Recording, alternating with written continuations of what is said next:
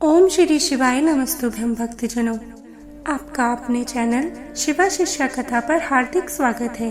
तो आइए श्रावण माह महात्म्य के 29वें अध्याय का श्रवण कर लेते हैं, जिसका शीर्षक है श्रावण मास में किए जाने वाले व्रतों का काल निर्णय। ईश्वर बोले, हे सनत कुमार, अब मैं पूर्व में कहे गए व्रत कर्मों के समय के विषय में बताऊंगा। हे महामुने, किस समय कौन सा कृत्य करना चाहिए उसे सुनिए। श्रावण मास में कौन सी तिथि किस विहित काल में ग्रहण के योग्य होती है और उस तिथि में पूजा, जागरण आदि से संबंधित मुख्य समय क्या है। उन व्रतों के वर्णन के समय कुछ व्रतों का समय तो पूर्व के अध्यायों में बता दिया गया है।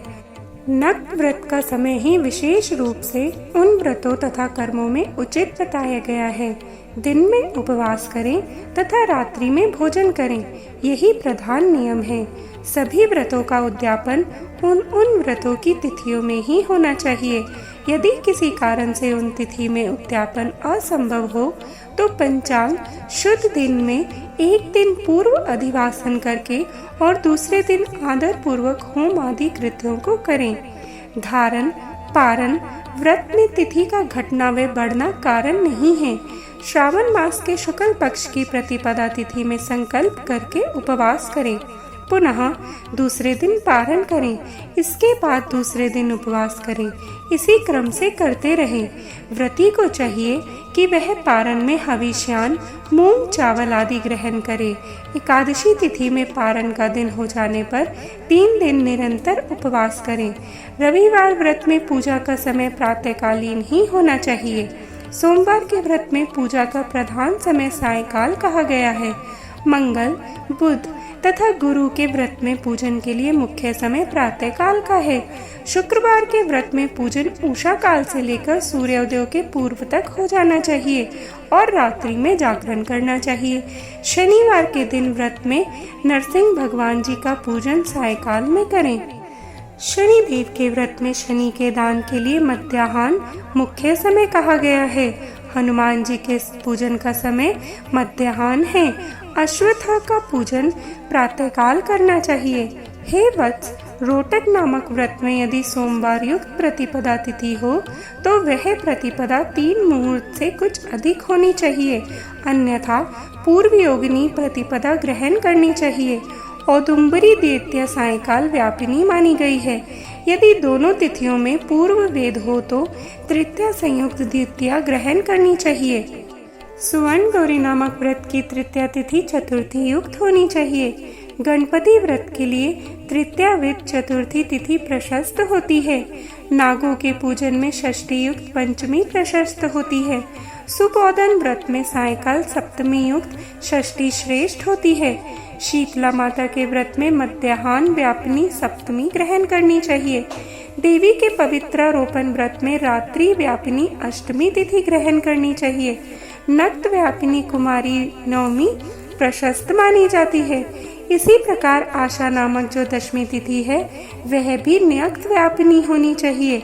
विद एकादशी का त्याग कर देना चाहिए। हे मुने, उसमें वेद के विषय में सुनिए।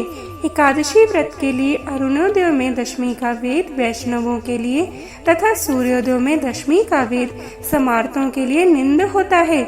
रात्रि के अंतिम प्रहार का आधा भाग अरुणोदय होता है। इसी रीति से जो द्वादशी हो वह पवित्रारोपण में ग्राह्य है। कामदेव के व्रत में त्रयोदशी तिथि रात्रि व्यापिनी होनी चाहिए। उसमें भी द्वितीय याम व्यापिनी त्रयोदशी हो तो वह अति प्रशस्त होती है। शिवजी के पवित्रारोपण व्रत में रात्रि व्यापिनी चतुर्दशी होनी चाहिए। उसमें भी जो चतुर्दशी अर्धरात्रि व्यापिनी होती है वह अति श्रेष्ठ होती है। उपाकर्म तथा उत्सर्जन कृत्य के लिए पूर्णिमा तिथि अथवा श्रवण नक्षत्र होने चाहिए। यदि दूसरे दिन 3 मुहूर्त तक पूर्णिमा हो तो दूसरा दिन ग्रहण करना चाहिए, अन्यथा तैत्तिरीय शाखाओं वालों को और ऋग्वेदियों को पूर्व दिन ही करना चाहिए। तैत्तिरीय यजुर्वेदियों को 3 मुहूर्त पर्यंत, दूसरे दिन पूर्णिमा में श्रवण नक्षत्र हो तब भी पूर्व दिन दोनों कृत्य करने चाहिए। यदि पूर्णिमा तथा श्रवण दोनों का पूर्व दिन 1 मुहूर्त के अनंतर योग हो और दूसरे दिन 2 मुहूर्त के भीतर दोनों समाप्त हो गए हों, तब पूर्व दिन ही दोनों कर्म हो जाने चाहिए। यदि हस्त नक्षत्र दोनों दिन अपराह्न काल व्यापी हो, तब भी दोनों कृत्य पूर्व दिन ही संपन्न होने चाहिए। श्रवणाक्रम में उपाकर्म प्रयोग के अंत में दीपक का काल माना गया है और सर्व बलि के लिए भी वही काल बताया गया है। पर्व के दिन में अथवा रात्रि में अपने अपने ग्रह सूत्र के अनुसार जब भी इच्छा हो इसे कर लेना चाहिए। इस दीपदान तथा सर्व बलिदान कर्म में अस्तकाल व्यापिनी पूर्णिमा प्रशस्त है। हयग्रीव के उत्सव में मध्याह्न व्यापिनी पूर्णिमा प्रशस्त होती है। रक्षाबंधन कर्म में अपराह्न व्यापिनी पूर्णिमा होनी चाहिए।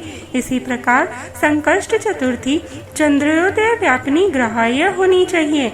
यदि चंद्रोदय व्यापिनी चतुर्थी दोनों दिनों में हो अथवा दोनों दिनों में ना हो तो भी चतुर्थी व्रत पूर्व दिन में ही करना चाहिए, क्योंकि तृतीया में चतुर्थी महान पुण्य फल देने वाली होती है। अतः हे वत्स, व्रतियों को चाहिए कि गणेश जी को प्रसन्न करने वाले इस व्रत को ऐसे ही करें।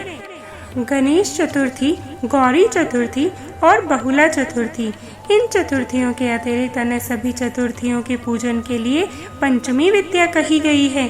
कृष्ण जन्माष्टमी तिथि निशीथ व्यापिनी ग्रहण करनी चाहिए। निर्णय में सर्वत्र तिथि 6 प्रकार की मानी जाती है। दोनों दिन पूर्ण व्यापति, दोनों दिन केवल अव्यापति, अंश से दोनों दिन समव्यापति, अंश से दोनों दिन विषम व्यापति, पूर्व दिन संपूर्ण व्यापति और दूसरे दिन केवल आंशिक व्यापति। पूर्व दिन आंशिक व्यापति और दूसरे दिन अव्यापति। इन पक्षों में 3 पक्षों में जिस प्रकार संदेह नहीं है उसे अब सुनिए।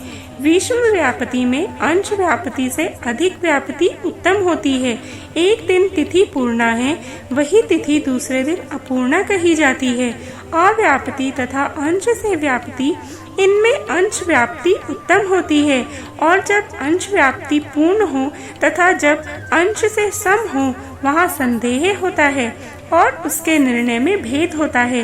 कहीं युगम वाक्य से बार व नक्षत्र के योग से, कहीं प्रधान द्वय योग से और कहीं पारणा योग से। जन्माष्टमी व्रत में संदेह होने पर तीनों पक्षों में प्राग्राह्य होती है।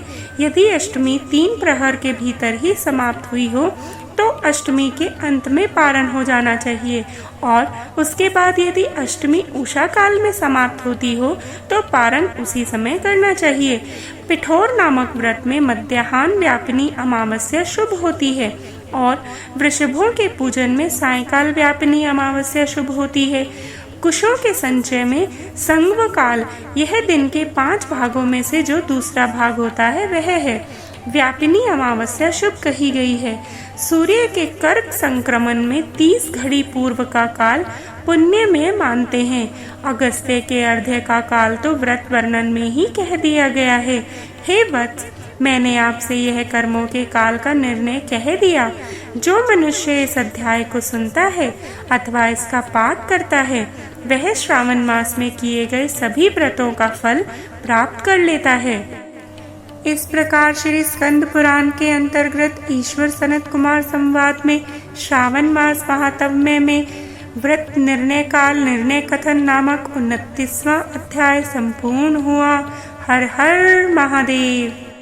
इसी क्रम में 30वां अध्याय सुनने के लिए कृपया हमें सब्सक्राइब करें। यदि आपको हमारा प्रस्तुतिकरण पसंद आ रहा हो तो कृपया हमारा वीडियो अधिक से अधिक शेयर करें व लाइक अवश्य करें और जपते रहें हर हर महादेव।